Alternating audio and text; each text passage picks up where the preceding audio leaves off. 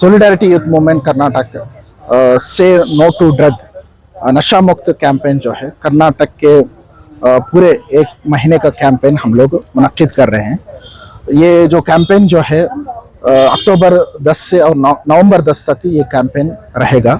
इसमें हम लोग अलग अलग एक्टिविटीज़ कर रहे हैं, ख़ास तौर पर यूथ मीट और मैराथन वॉकाथन और अलग अलग काउंसलिंग्स की जो है प्रोग्राम्स इस मुहिम के ज़रिए से हम लोग कर रहे हैं। ये बहुत अहम तौर पर एक बहुत बड़ा एक बुराई समाज के तौर पर अखलाकी बुराई जो है समाज में बहुत फैल गया है।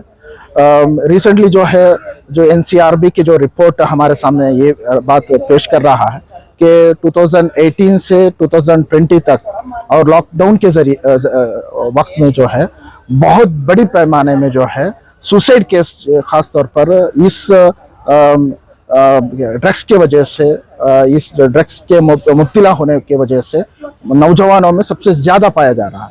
और एक रिपोर्ट के हिसाब से बताया जा रहा है कि 83% जो नौजवान जो है इससे बाहर आने की जो है उनके लिए कोई आइडिया नहीं है, इससे ये जो बुराई से कैसे बाहर आना है। तो एक तौर पर अवेयरनेस की भी बहुत बड़ी ज़रूरत है।